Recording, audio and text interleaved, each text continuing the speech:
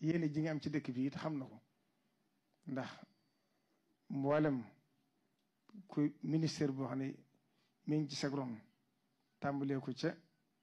sa xarit di premier ministre Ousmane Sonko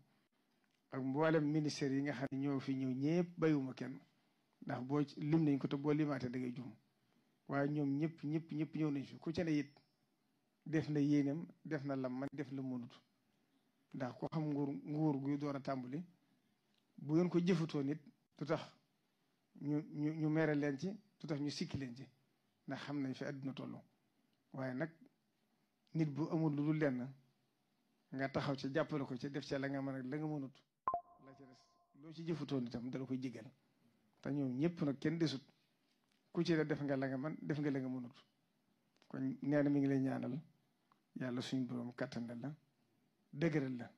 na nga xam ne daal kullër gi ak cofar gi lépp tëyal na la ko nongul na la ko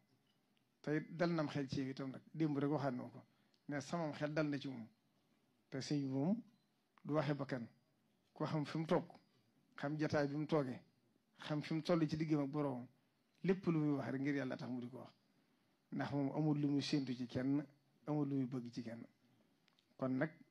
bu yàlla defee suñ borom def mu gis te rek nga am ci moom ak cofeel mu am ci ak cofeel loolu tawfiix la jula suñ borom defar kon nag mi ngi lay sant bu baax di